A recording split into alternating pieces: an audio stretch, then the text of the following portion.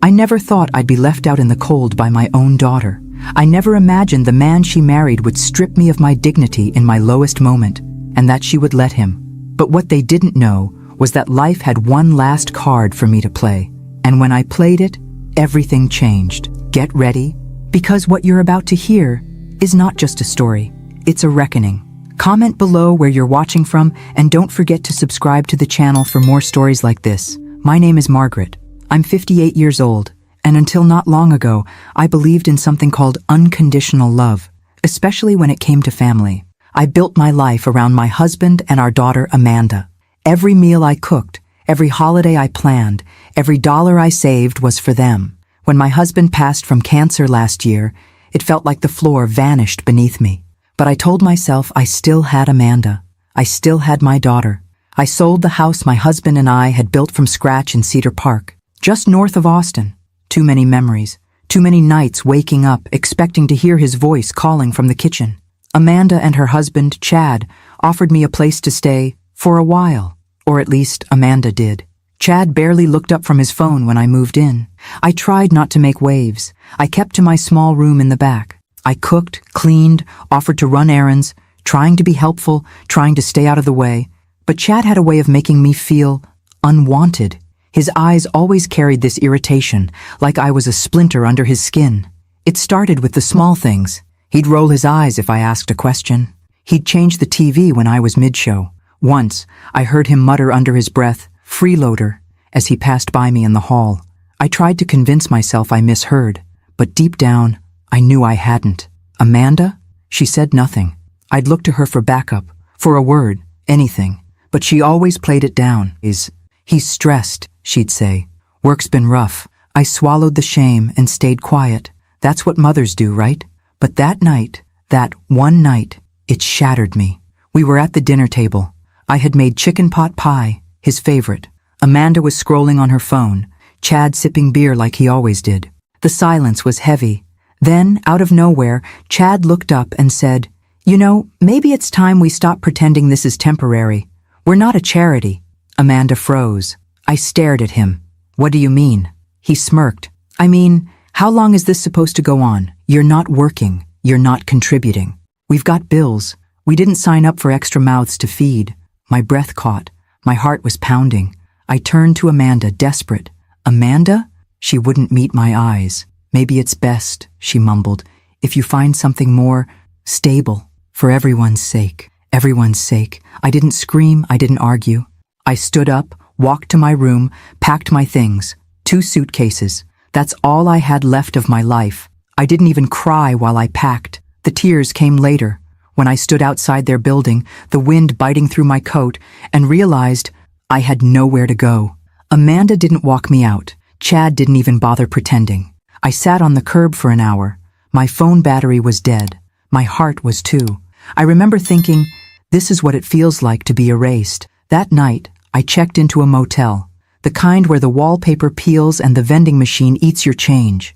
I lay awake, staring at the ceiling, wondering how everything could turn so cold, wondering what I had done to deserve this kind of abandonment. The next morning, I sent Amanda a message.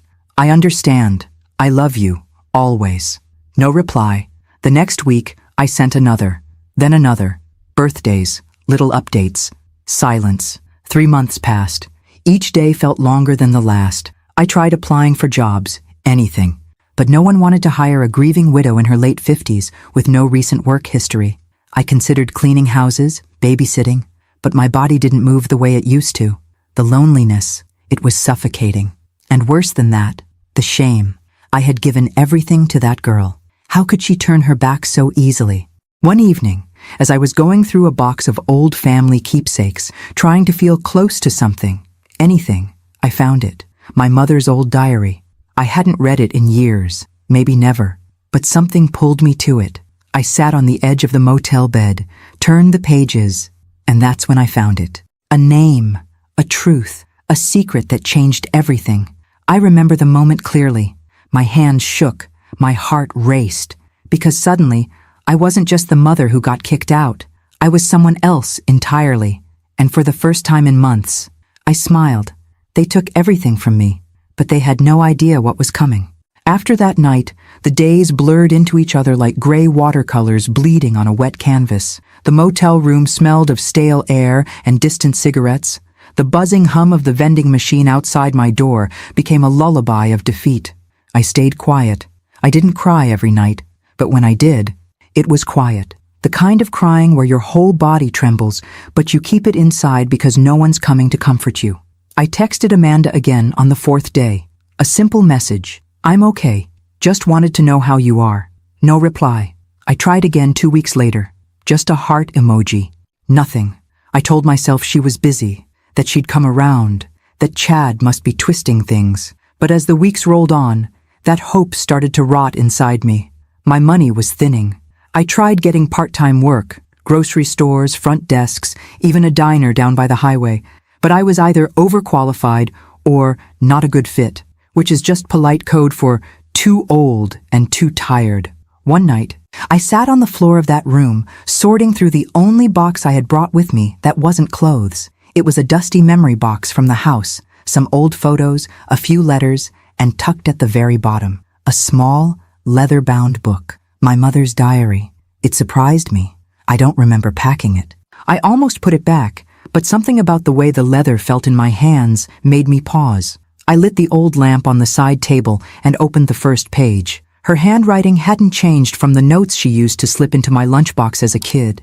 Looped, neat, always in ink. At first, it was ordinary stuff. Weather, church, complaints about grocery prices. But then I got to the entry dated June. He came again today, said he wished things were different, that he wished I could be his wife, but he has a family, a business, a name to protect. Margaret will never know. She must never know. I just pray one day she understands how much I loved her, even if she was born out of mistake and desire. I read it twice. Then again, she must never know. My breath caught in my chest. I flipped further, entry after entry, hints, memories, meetings at hotels, small cash payments she tried to refuse but needed desperately. She never named him in full, only initials, HJS. But then, another entry. February. He said he'd made arrangements, that if anything ever happened to him, he'd ensure Margaret had something. A part of what he built. It won't be official, of course. It's too dangerous. But he promised me. A trust, a letter. He said his lawyer, Mr. Goldstein, would know. That name, it hit me like a punch to the stomach. Goldstein. I'd seen it before. It took me 2 days and several online searches from the motel's shared computer, but I found him. Leonard Goldstein, retired estate lawyer, still listed under a private firm in Dallas. I didn't call. I couldn't. My hands trembled too much. Instead, I sent a letter.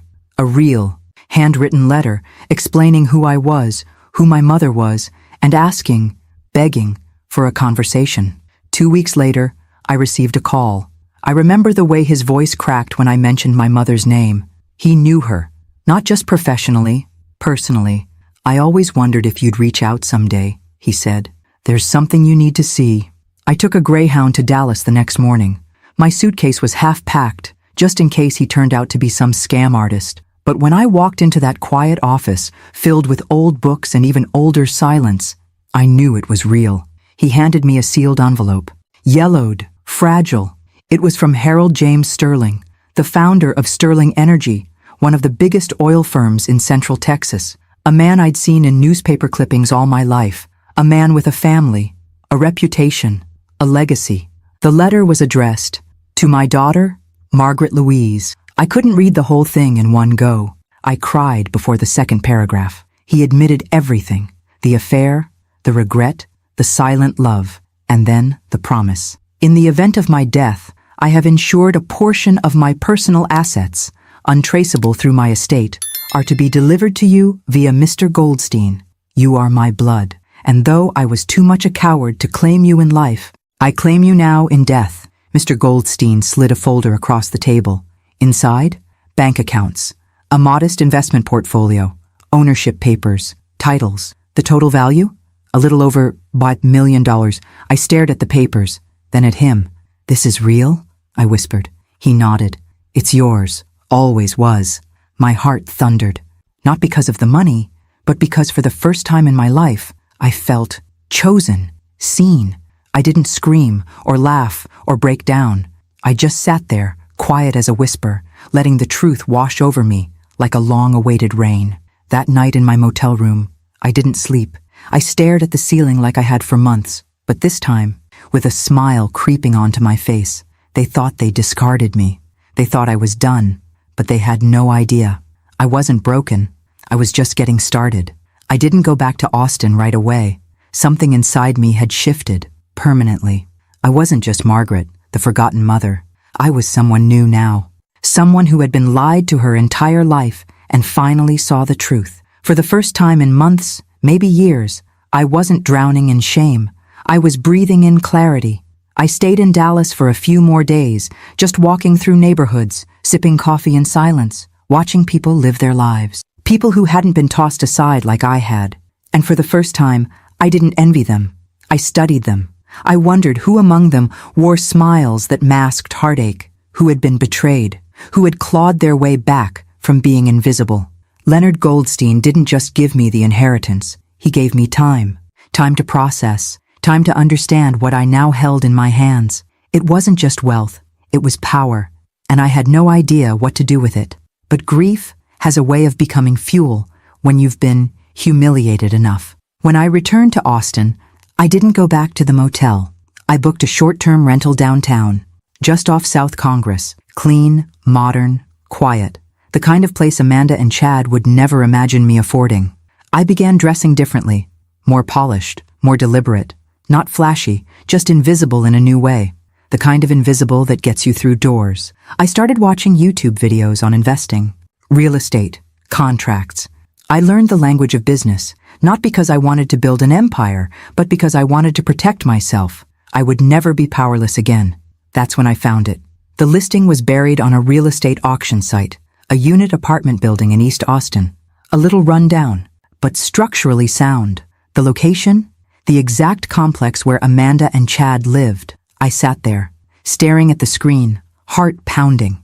It was listed as distressed, with the owner defaulting on property taxes. Auction scheduled in 2 weeks. I didn't hesitate. With Mr. Goldstein's help, I created an LLC, an anonymous shell company. I filed the paperwork, transferred the funds, and placed the bid. I wasn't planning revenge. Not exactly. But I was going to take control of the one place they thought they ruled. The auction came and went. I won. Quietly. Legally. Entirely under the radar. And just like that, I owned the building where they lived. Where they kicked me out with 2 suitcases and a hollow excuse. Where they humiliated me in my lowest moment. I remember sitting at my desk, looking at the deed, and whispering aloud, "Let's see how Chad likes paying rent," to a mouth he couldn't feed. A month later, the notification letters were sent out to all tenants. Rents would be reassessed, lease terms reviewed, and for Chad and Amanda, the new amount was triple, not double, triple. Market value plus overdue fees. He must have exploded. I didn't need to see it to know. I could feel the rage from miles away. But it wasn't about money. It was about pride. Chad was a man who needed to feel in control, and I had just pulled the rug out from under him, silently. Amanda tried to call me 2 days after the notice. It was the first time she reached out since the night I left. I let it go to voicemail. "Mom, I don't know if you heard, but something weird's going on. Our rent just shot up, like, a lot. Chad's losing it. I don't know. Can we talk?" I didn't respond. This wasn't about vengeance. This was about gravity. They needed to feel the weight of their choices. I drove by the building once, late at night. Their lights were on. I could see shadows moving behind the curtains. Amanda pacing. Chad yelling, his silhouette unmistakable. I watched them for a minute, then drove away. Part of me felt hollow. Part of me felt vindicated. And part of me still hurt like hell. Because even now, knowing what I knew, holding what I held, I would have given anything to be invited back in. Not to the apartment, but to my daughter's heart. But I knew that wasn't possible. At least not yet. So I stayed silent. And I waited. Because sometimes, the loudest justice is the one that doesn't say a word. And I wasn't finished yet. I didn't realize how much I had changed until I saw Amanda at the grocery store 3 weeks after the rent increase. She didn't see me. I was 2 aisles over, hidden behind a rack of discounted cereal. She looked tired. Not just tired. Worn down. Her hair was tied back sloppily, the way she used to do when she'd been crying. Her cart was half empty, mostly cheap.